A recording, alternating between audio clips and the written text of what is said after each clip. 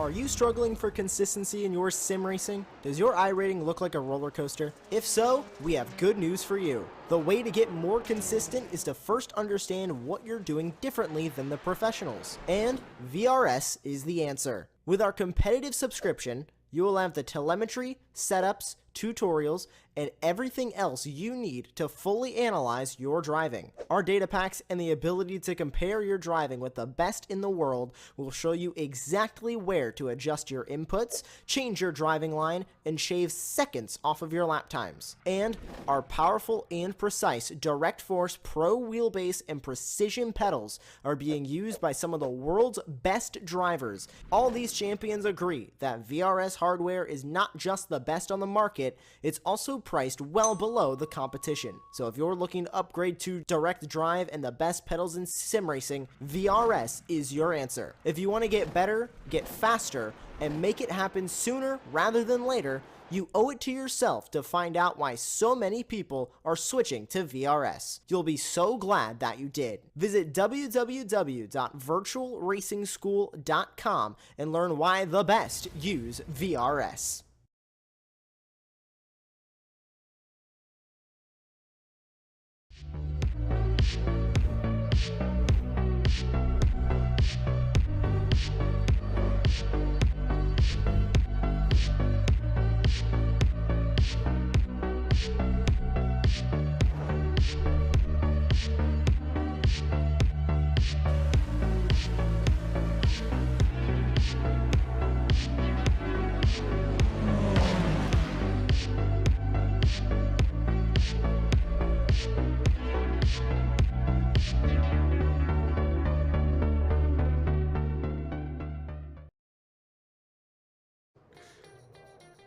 Howdy, howdy, howdy.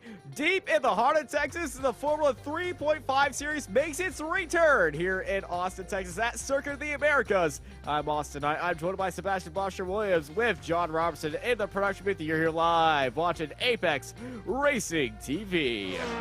Good evening and welcome to another Formula 3.5 championship. And after the amazing races that we had last season, albeit fairly dominated by a certain Eddie Samborski winning 11 out of the 12 possible races. What are we going to be in store today, I wonder? Austin, you know, you took a break out of the commentary booth for last season, and as I've basically just said, you didn't really miss much. Samborski, very much the class of the field. I was boycotting it. They didn't have Coda on the schedule, so I just didn't come back. So they pleased me by putting Coda on the schedule. If they do that, I would come back. And well, we were singing along to certain Texas songs earlier on, so it is nice to be back in the States. And you know, this track is so technical, it's going to be a real challenge for these downforce cars. I cannot wait to see these drivers tackle the track tonight.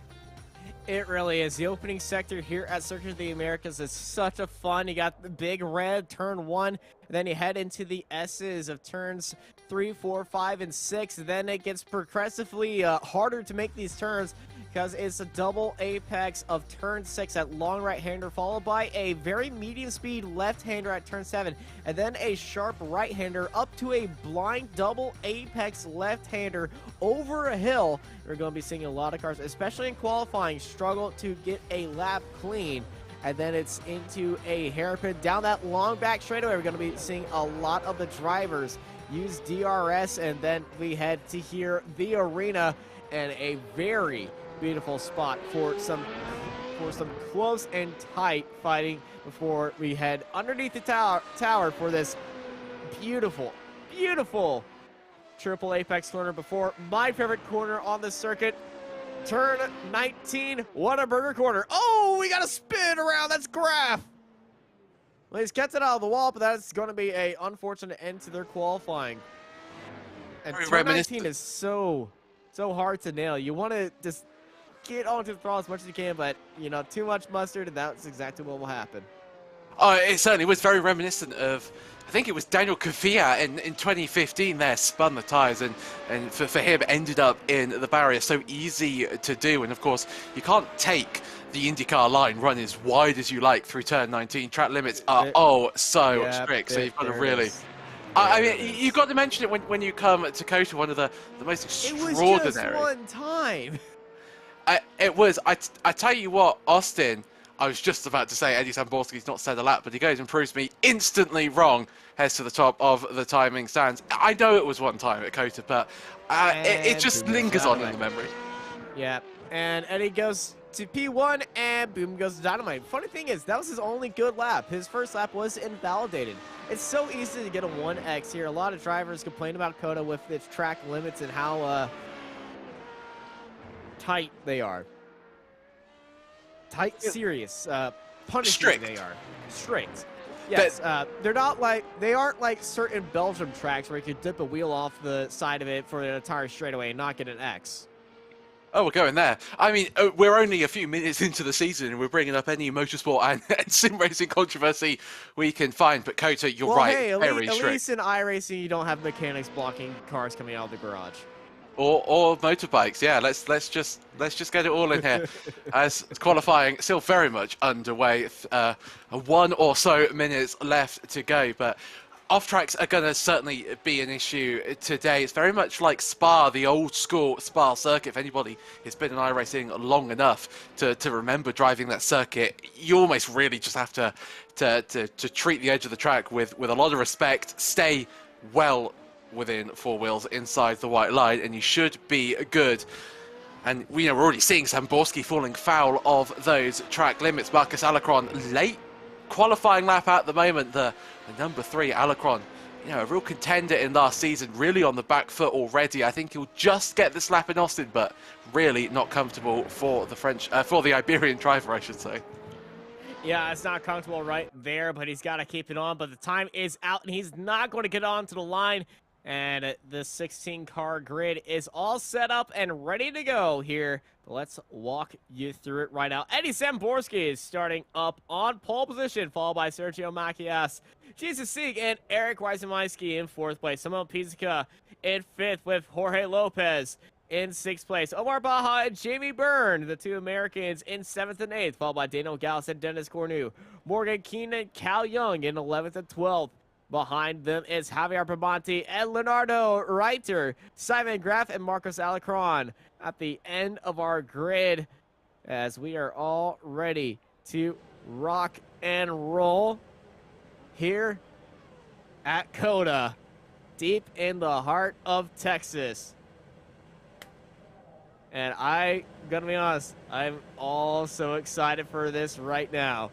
Eddie's just doing what Eddie does best and waiting to the last minute to get onto the grid.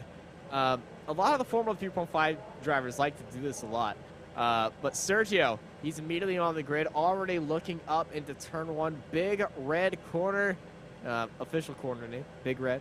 Not the drink, by the way.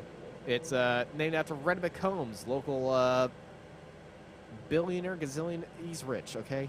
He paid a lot of money for this track. So the circuit decided to recently name him, recently named turn 1 after him, Big Red Corner. And it's a giant red stripe. You'll see that in the F1 Grand Prix.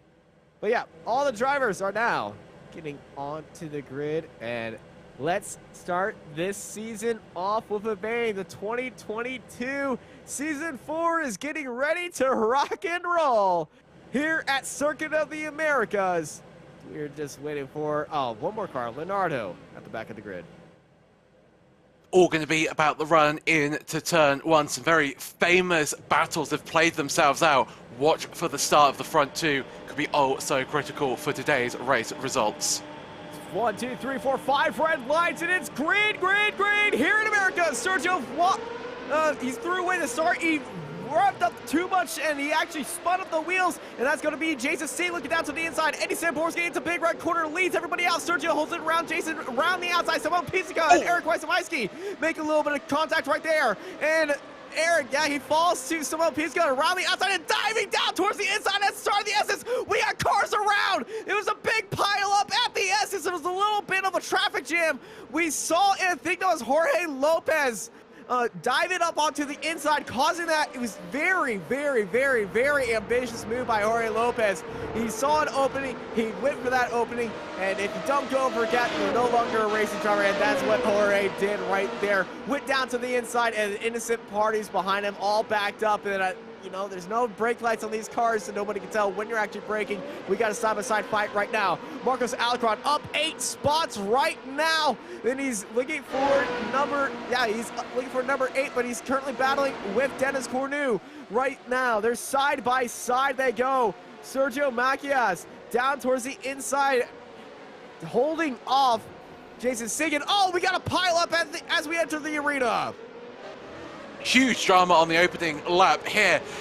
Almost is in direct contrast to the last season where everybody was a little bit more allowing on the first lap, but drivers really wanting to make their places up early on in the race. And it's not super easy to get the moves done around here, especially if you're running a little bit low on DRS. Jason Sieg running a little bit wide, already picking up a few off tracks already at this phase of the race. Samborski currently leads. Great start from Eddie Samborski. Done exactly what he wanted, what he needed to do. He's picked up a slowdown. He went wide at turn 19. Eddie Samborski is going slow, serving a slowdown penalty down the straightaway. And there we go. We see Sergio Macias passing around the outside at turn 2 of Eddie Samborski for the lead of the race. A small mistake by our defending champion going wide at turn 19. I saw all 4 wheels go off the line, and he did, and he picked up a slowdown penalty at Whataburger Corner.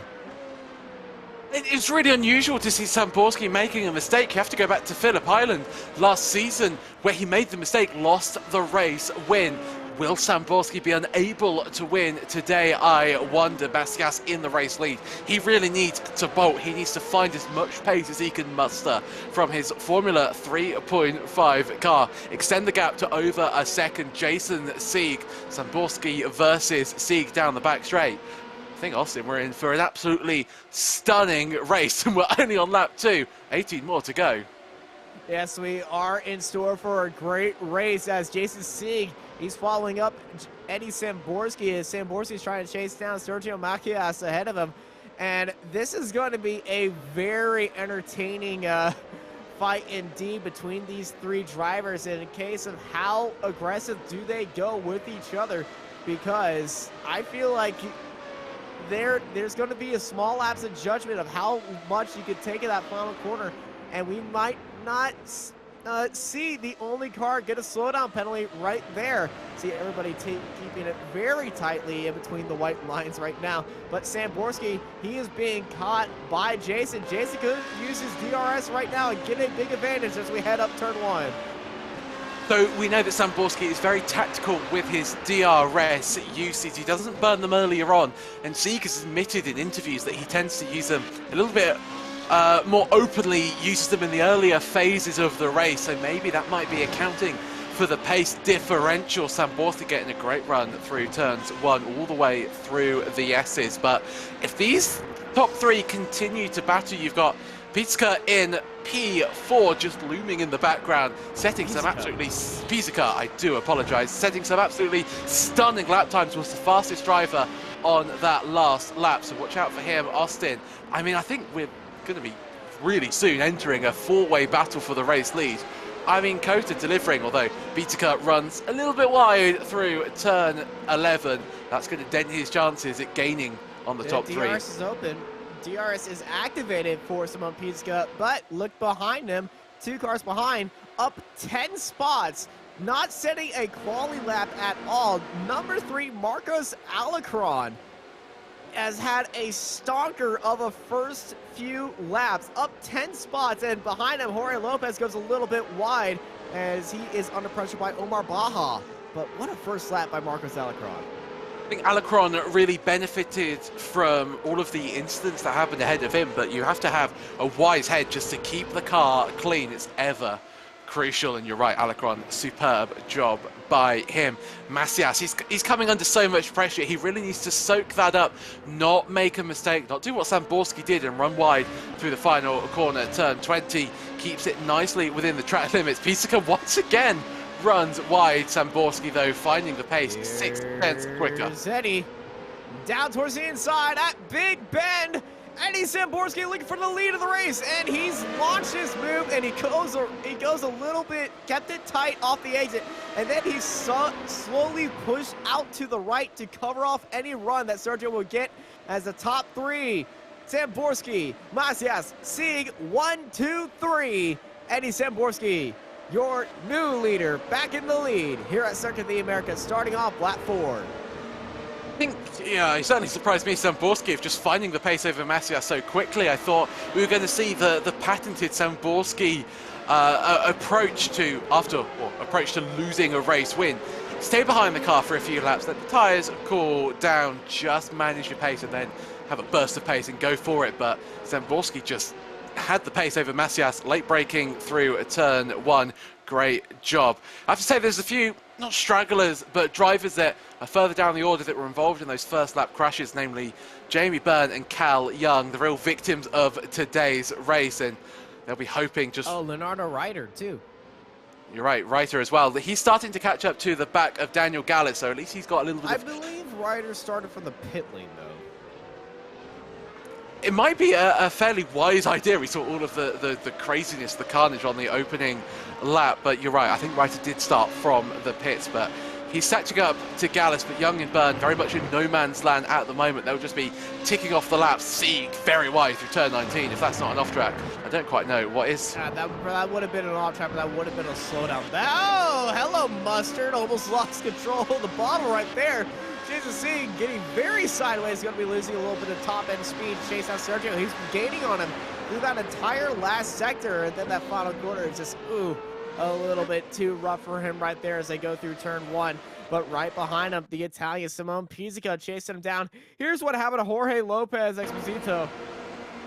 Look at the middle car of this 3. There's a big dive down low, and then that car that dove, it's just upset him. Jorge locked at the brakes and got caught up by another car sending it down low. I believe that is Omar Baja. That was the car that really sent it down low. It was, I would say, the innocent party in all that, where that lockup turned Jorge's car a little bit left and straight into his.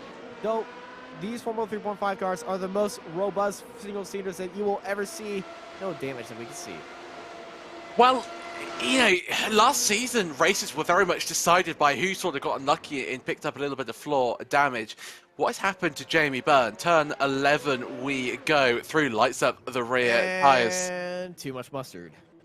Yeah, I mean, Jamie Byrne, he was at the back of the field just trying to really push as much as he can, but it was Omar Baja, the 13, that sent it to the inside. Fairly remarkable that he doesn't even have a battle scar on his car, but, you know, you're right in some aspects, Austin. These cars are fairly robust when it comes to their front wing structures, but the floor is oh so sensitive. I think it was Shirakawa at Fuji hit a curb in the wrong spot early on in the race and lost like 10, 13 places just because he didn't have the straight line speed. So Baja, very, very lucky in trying to re-overtake Lopez. Baja entering the corner and down the inside. Big look down by number 7.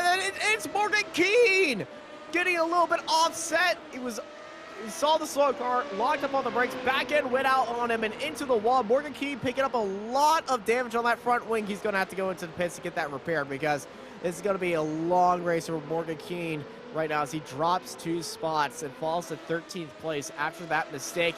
That was a Constantina effect. He saw one car ahead of him make a mistake, and everybody else is kind of following suit. Watch Baja on that blue car go a little bit wide. There he goes. Now he's going to start rotating. That's going to scare Morgan Keane. Locked on the brakes. He tried to save it, but the car just had a mind of its own and just didn't want to do anything else. It wanted to meet that wall and give it its number. Unfortunately, its number is also its front wing. Morgan Keane almost hoisted by his own petard there. He got on the brakes to avoid looping the car, but that sort of sent him on a trajectory heading to the inside barrier. Quite sure what Keane could have done differently, but he'll be annoyed. That's a fairly easy mistake to make, but something that you don't really want to. Morgan Keane's driver profile picture and that replay.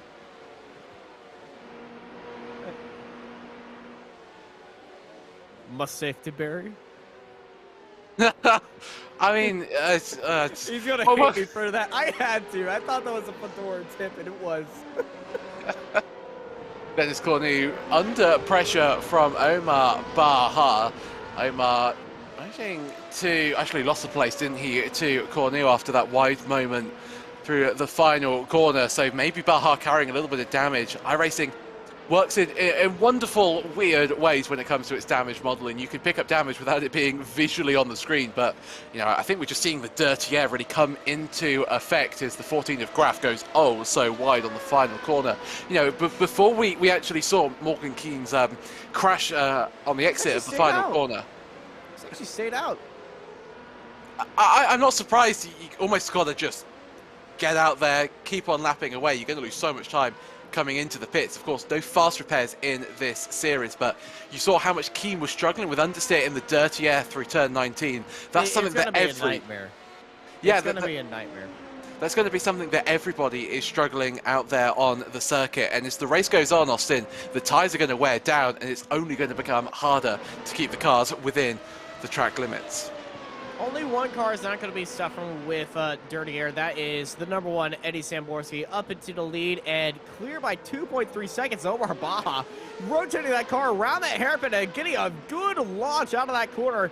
And it's top speed Phil right now, drag racing here down that long back straightaway here at Circuit of the Americas. Baha on the outside, and it's Dennis Cornu onto the inside. Side by side, Cornu's got a car length advantage entering the arena. Cornu sends it down low. Baha tried to go for a switchback, and here is Simon Graf behind them, wanted to join the fight, this 3-car fight for 8th place. But Baha kind of let the ball drop on there. He had the advantage of the speed coming out of the corner, and it just looked like he just gave that spot back to Dennis Cornu. I think Dennis might have opened up DRS to defend for Baha, but entering the corner, Dennis has had a very good few corners, and he started to pull away from Omar once again. But if it's Omar's plan to make everybody around him panic, he's certainly doing a very good job. Simon Graf closing in on these two. We saw Graf had that issue in qualifying. No issue for sure. There's Morgan Keane. He's deciding to go into the pits. He tried one lap with it, thought it was good enough, tried the second lap, decided it wasn't, and he's going to get that repaired. I wonder if what's happened is Keane has got so much understeer because that front wing is damaged that the first lap, almost the tyres compensated for it. The tyres had a little bit extra grip to give, but as they heat up, as they're being worked harder, that grip falls away, and you can very easily fall into the trap where you think the car is actually in a drivable condition. But as you head longer into your stint, and especially if you've done any form of endurance racing, you know how much damage can affect the tyre wear over a longer period of time. So Keane heading into the pits, will get a new front wing and hopefully be able to salvage some positions. I have to say, I think Baha, Austin, you mentioned backing out the move. I think a little bit wary of what can happen if you get the braking wrong. Of course, he was involved in that first lap incident, so I think Omar Baha playing a little bit safe into the braking zone of turn 12.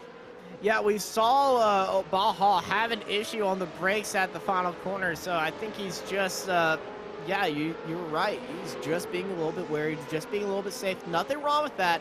It's just when is push going to come to shove in this situation. And down that back straightaway, Cornu and Baha, they're both losing DRS. Simon Graf and Bamonti were not. They just stayed behind him with their wings normal. And just watch that, as that's very wide by Bamonti right behind him. Taking a little bit of a adventurous line around the outside, well, near off the track. As let's go up front, Sergio Macias very loose on the brakes, entering big red corner. Staying ahead of Jason Sieg in our fight for second place. Jason Sieg very much playing the long game. So I've got about 11 or so laps to make the move on Macias, but Pizzica behind, slowly catching that gap, is just fallen within that ever crucial 1 second window. So Sieg is almost going to have to start being offensive to maintain his defensive stance over Pizzica in fourth place. Sieg has really got a lot of work to do from the cockpit. He's got to apply pressure to Macias, but soak up the pressure from Pizzica behind him. But if anybody can do it out on the circuit, I'm sure it's Jason Sieg. And Interestingly, Macias feels the need to use the DRS down the back straight. You only get 8 uses of your DRS system through the entire race. Macias feeling under pressure enough to use it, and Jason Sieg will be sitting there almost happy that Macias is using it. It means that he's feeling under pressure, and Jason Sieg knows that if he's saving it, he's had 1 extra use over Macias. It could come in really crucial in the latter stages of the race. Oh, he's made a mistake. He went deep at that final part of the arena. So crucial to get that one right, because if you go out wide, you could pick up a slowdown penalty. He didn't go all 4 wheels off the track right there, so won't be getting a slowdown penalty, but he did lose a lot of momentum, chasing down Sergio ahead of him. And yeah, you gotta watch out those DRS uses, but Jason's getting a good run right out. Sergio going out a little bit wide. Jason regaining that time back, following in that drat right now, keeping his nose trailed on that bumper right now. A little bit of a deep entry by Sergio, late apex to get the better run out of big red corner and entering turn 2. I love this corner so much. Driven it here in real life. The G's you feel through that corner is unreal. You're just being pushed down and to the left in your car, and it's one of the most forceful corners you will feel in a race car. I can only imagine what that section would feel like in real life. It's exhilarating enough in the simulator. The S is you feel like you're just being tossed around the car if you aren't properly restrained. Unfortunately, I've experienced that in the Honda Civic safety car 2 years ago, which was not the best idea because I was sitting in the back and not in a bucket seat or strapped in. So it was a very fun experience, and I was giggling for a little bit. Of course, the S is modeled after the Maggots and Beckett section at Silverstone, some of the most iconic pieces of racetrack, and COTA really has got this amalgamation of different parts of the racetrack from different circuits. Turns 14 all the way to 18 mimics turn 8 through Turkey. Sieg once again going wide. He's really under pressure. This is Pizzica's opportunity. Pizzica getting a great run, looking down towards the inside at turn 19. Simon Pizzica down towards the inside. Pizzica for 3rd. Unusual to see a car making an overtake into turn 19 and everybody keeping it well within the track limit. Sieg, though, will have the slipstream. Pizzica will not. Macias is a little bit up the road, so Sieg has an opportunity to get this place back, but the question is it worth it? Is it worth fighting Pizzica at this phase of the race, or do you want to play the long game, catch back up to Macias and almost gap Weisel? Maisky, he's in the background as well, so Sieg, I think he's got to be a little bit tactical. Still got 9 laps of racing to go, but Jason Sieg's season is not really going to plan. Very reminiscent of last season, you have to say, for Sieg. Yeah, indeed. It's been a hard run, and it certainly has not been a hard run for our driver in the lead. Yes, he did have that lapse of judgment in the end of lap 1, but that was the only mistake we saw from him, and getting the first lap as quality invalidated. But our defending champion, driving for the No Team Racing Team, Eddie Samborski, almost 5 seconds in the lead. But this has just been such a good run by him so far.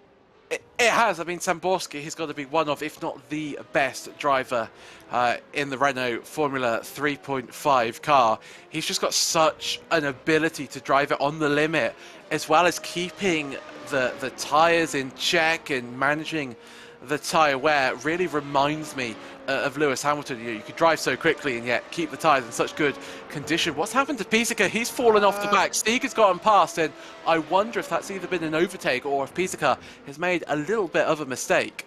This just happened right now in Sector 3. I think this is a little bit a case of what happened to Jason Sieg. Oh, he's hit that inside curb and a big slide of the car to give Jason Sieg the position back. But Jason Sieg, his pace has been off last lap by a couple of tenths. I think Jason Sieg might have a little bit of floor damage. There might have been a curb strike in the S's by Jason, just like what we saw with Simon Pizzica. The battle for 3rd might go a 3-way fight, because Eric Weiss-Maisky looks like he has a clean car compared to these two. He certainly does, and I think you're right. Sieg just not finding the pace that he had earlier on. And in fact, I think Sieg would have been a little bit disappointed to see Pisika off to the side of the track. He needed Simone to almost to be his slipstream, to tow him around the circuit up towards Macias. That hasn't happened, so Sieg under threat. You're right, I think he'd be lucky, in fact, to stay within the top 5 if he has picked up some floor damage, which I will have a look at the top speeds for you, Austin.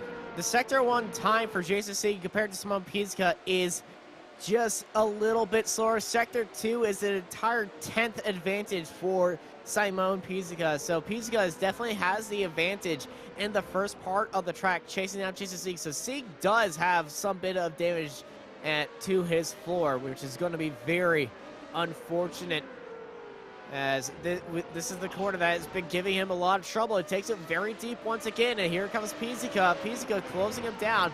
Sieg struggling to keep that downforce with that damaged floor, as here comes Pisika. So when you've got, sorry Austin to cut across you, when you've got floor damage, the two main aspects that you're going to get is that there's going to be a change of balance, and it certainly looks like for Jason Sieg, that's just a whole whack of understeer, barely getting the car turned in for turn 15. But the other really crucial aspect for Sieg will be slow in a straight line. He'll be draggier on the straight, and that's just going to mean that Pisika is going to have a much easier opportunity to overtake. Pisika might not even have to use his DRS to gain the advantage in a straight line. Jason Sieg has got it all to do if he wants to stand on the first podium of the season. Yeah, here comes Pisika. Pisika closing through the S's. You can see the advantage of speed throughout the corners that he has. So this is a lot of damage underneath the car by Jason Sieg. Our eagle-eyed viewers who might also be spectating this race, wonderful thing about iRacing, you have as many spectators as you want in this race. I think Amal Yanes, former driver that we used to see here a lot, might have saw Jason Sieg hitting a curb in the S's on the opening part of this section. Here comes Pisika. Pisika looking down low, being defended well by Jason Sieg. He's going to be forced to go around the outside and try to beat him on the brakes. Entering the arena, Pisika going wide and gets blocked by Sieg, but he's looking down low. Here comes Pisika entering the arena. He's going to have to back out of it. That's the first time I see Pisika back out of the move. A little toss up oversteer right there by Pisika. Pisika looking for the dive around the outside. This is where Sieg goes wide a lot. Oh, he's blocked it perfectly right there. Just Jason Sieg. Here comes Pisika through the triple apex, and look at the speed advantage by Pisika. He's going to try it again at turn 19, but he gets blocked by Sieg. Whoa, what a defensive move by Jason Sieg, but he's been forced out wide. Sieg might get a slowdown penalty right now. Pisika dives it down towards the inside. He really goes for it at turn 20. And here is Eric Weisemeiski down right on the gearbox of Jason Sieg. Sieg is still going, no slowdown. Pisika defending onto the inside. Sieg defends onto the inside of Weisemeiski. Weisemeiski at Big Red, drawing for the switchback, but it gets blocked by Sieg. Man, Sieg has got eyes in the back of his head, and he's probably holding a shield there too, being the guardian to these positions. It is like, you shall not pass.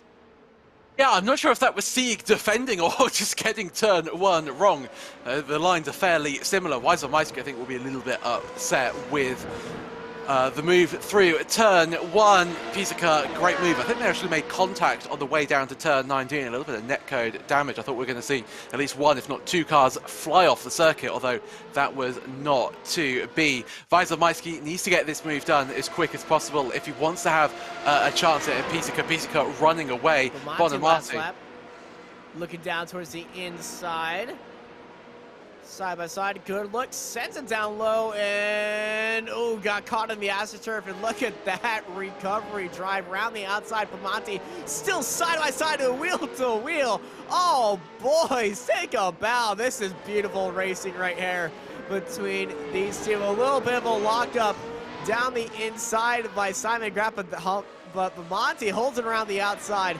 Beautiful overtake and beautiful battle through the arena section.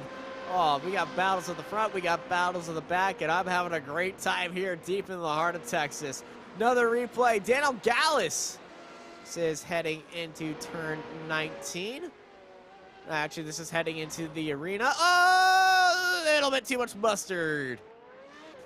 manages to collect the car up. Exactly what Morgan Keane tried to do. Hit the brakes, lock of all 4 tyres, just try and not add any more momentum, inertia into the car. Works very well, but the tyres don't necessarily thank you after being sort of dragged unwillingly along the tarmac for a few meters or so. Weiselmeiski unable to get past Jason Sieg, so this battle still raging on, and actually Sieg in the slipstream. Austin is able to find his pace.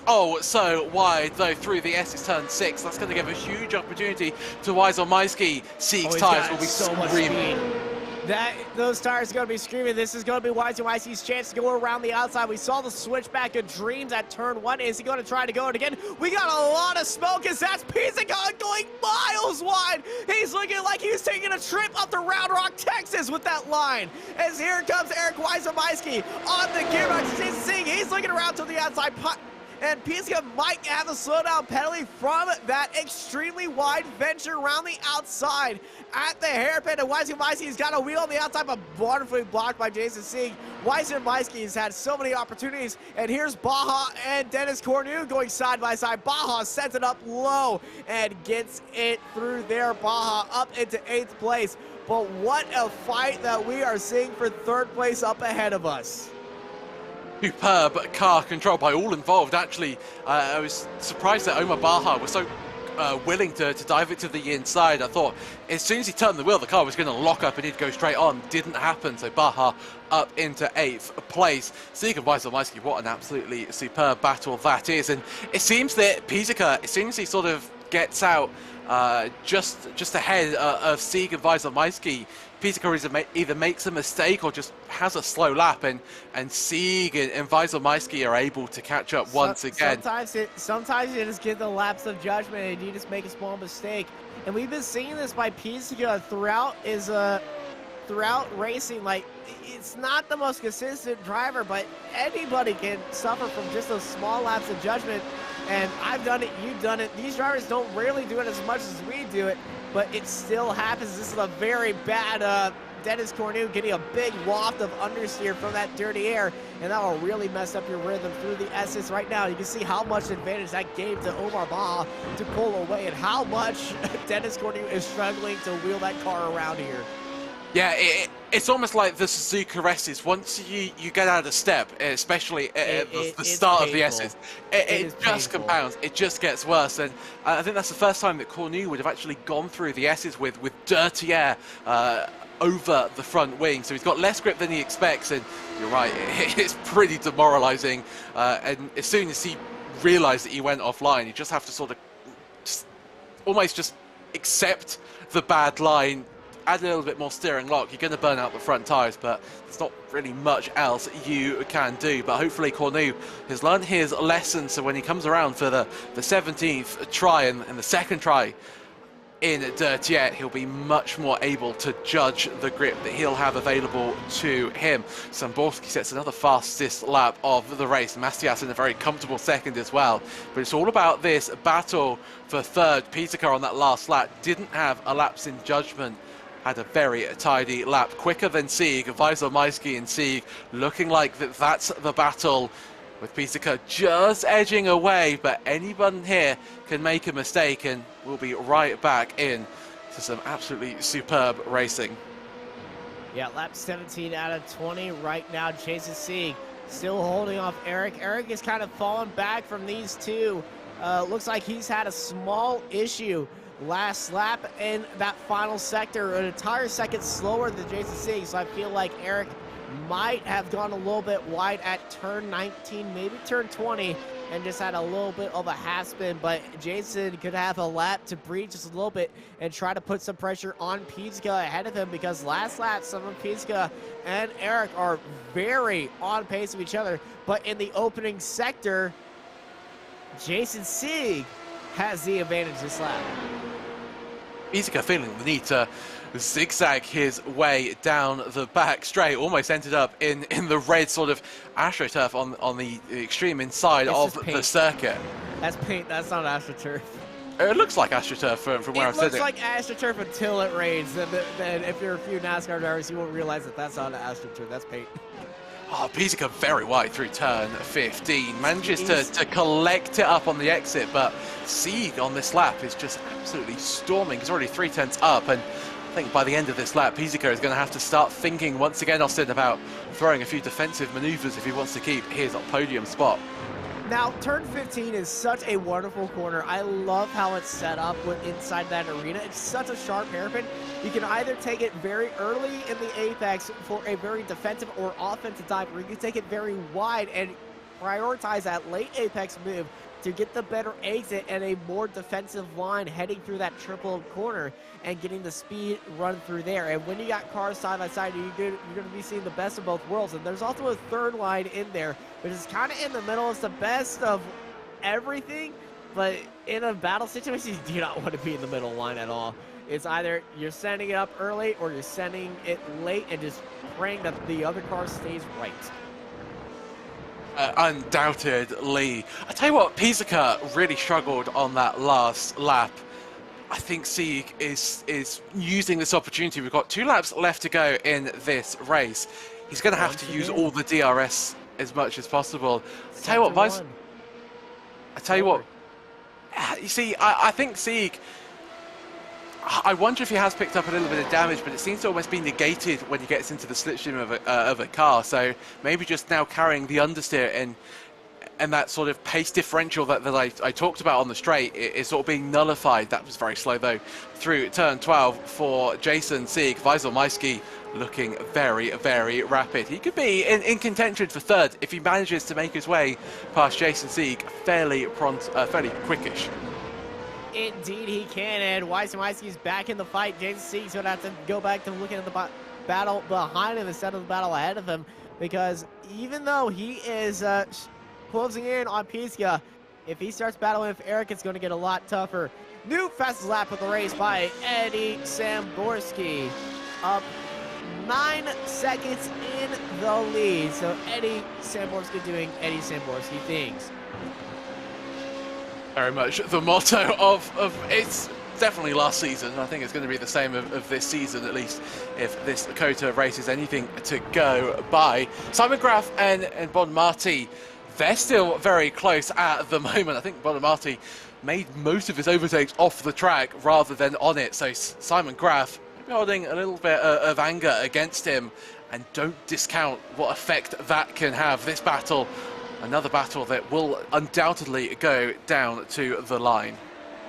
Hey, it's either you're working hard or hardly working, and you know, sometimes you just got to be a little bit clean and lucky. But Simon Graf, I have to say, he is flying through this first sector. Purple Sector 1, fastest Sector 1 of any driver today. And that's a loose car by Bonmarti ahead of him. This is going to be a great opportunity by Graf. Bonmarti had to catch the car right now, and he is on par with that gearbox. Set himself up for that late apex move, and let's go Bonmarti. Head down, and here comes Simon Graf. DRS activated by Bonmarti. Graf not using DRS. He's just going to take the natural draft of that car and let Bonmarti pull away, but Graf is not, I believe, does not have DRS, or he's waiting for that last lap. Pizzica has had a little bit of an off track as, oh, Graf has had an issue. White flag is in the air. I think that might be curtains for Simon Graf's ambitions of getting into the top 10. A lockup, you're right, he was the fastest through Sector 1, had a lot of pace heading down into turn 12, a little bit too much, I think, broke a little bit too late. So easy to make those kind of mistakes, especially with how much pressure is on you as you know that you're heading into the dying moments of the race. Jorge Lopez catching up to Alarcon. This could be a great battle, 1 lap to go as well. Omar Baha in the background. If these two collide, come together, Baha could be looking at picking up 2 places, but I think that Pizzica, Sieg, Weiselmeiski battle that promised so much a few laps to go might just fizzle out.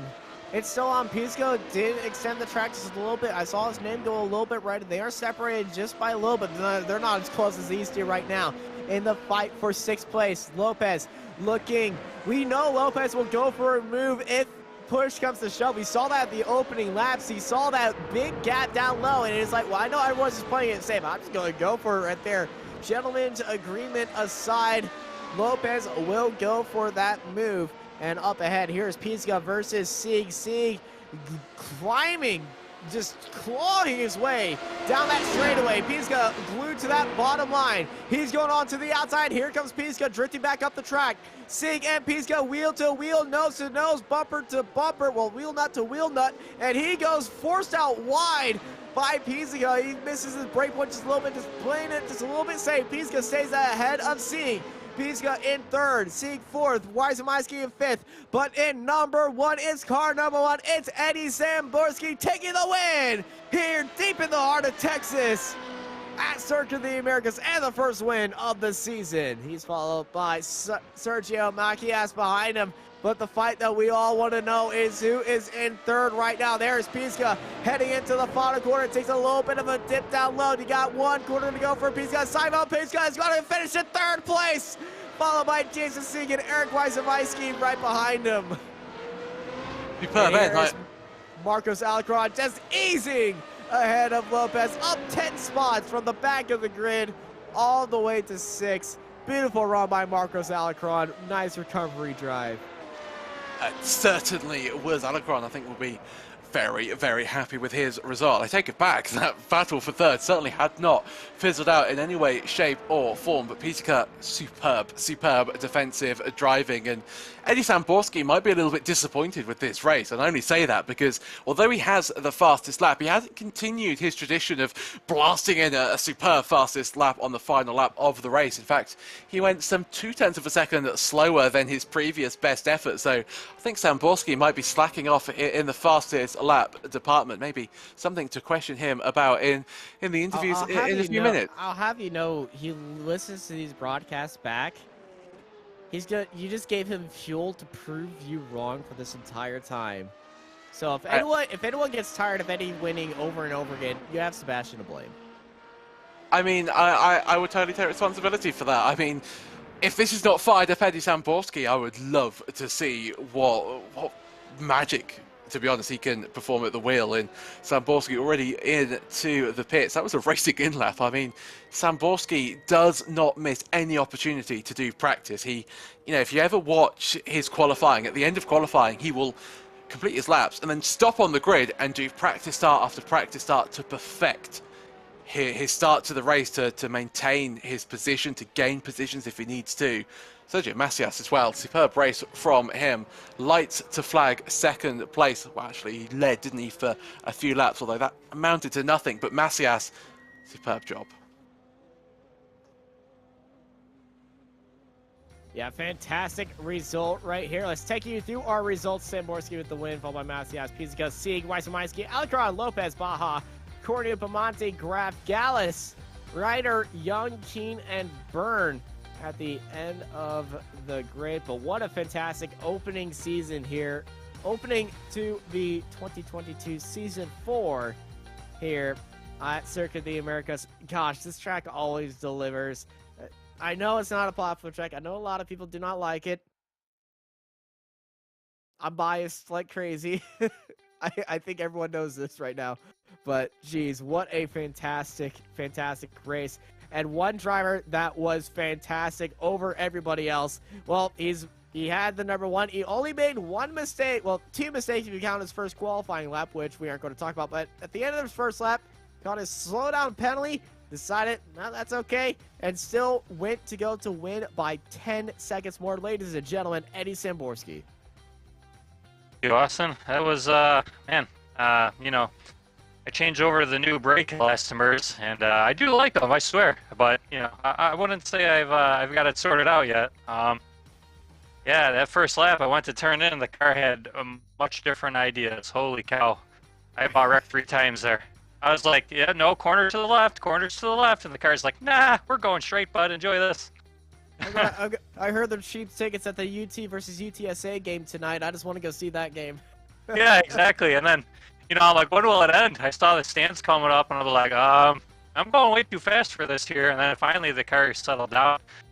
So, I guess I still got it. So, we just had to establish that the first lap.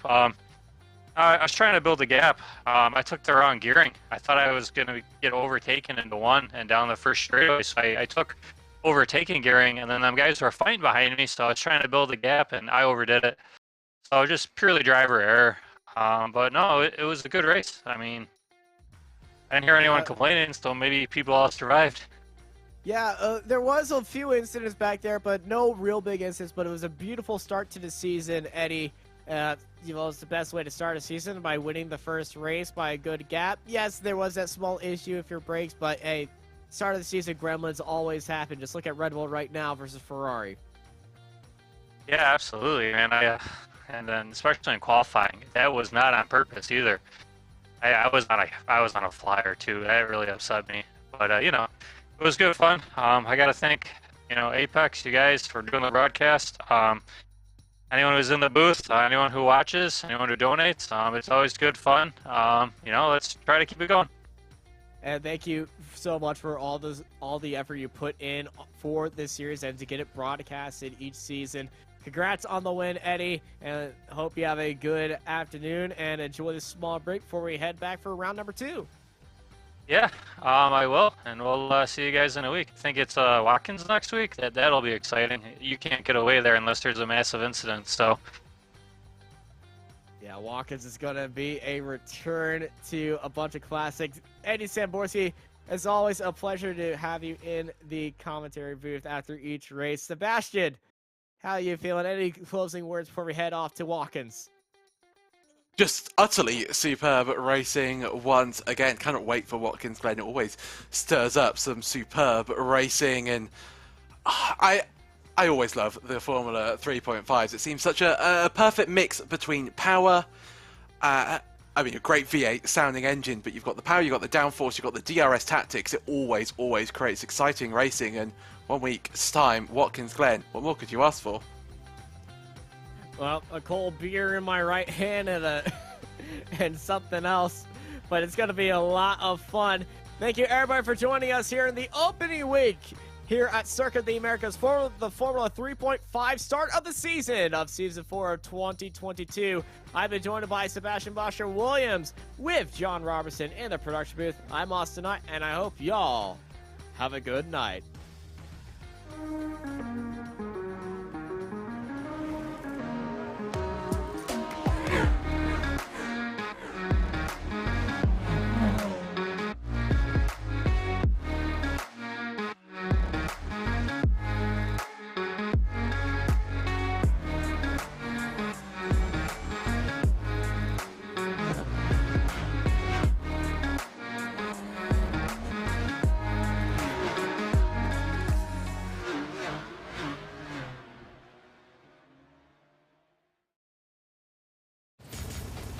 Are you struggling for consistency in your sim racing? Does your iRating look like a roller coaster? If so, we have good news for you. The way to get more consistent is to first understand what you're doing differently than the professionals. And VRS is the answer. With our competitive subscription, you will have the telemetry, setups, tutorials, and everything else you need to fully analyze your driving. Our data packs and the ability to compare your driving with the best in the world will show you exactly where to adjust your inputs, change your driving line, and shave seconds off of your lap times. And our powerful and precise Direct Force Pro wheelbase and precision pedals are being used by some of the world's best drivers. All these champions agree that VRS hardware is not just the best on the market, it's also priced well below the competition. So if you're looking to upgrade to direct drive and the best pedals in sim racing, VRS is your answer. If you want to get better, get faster,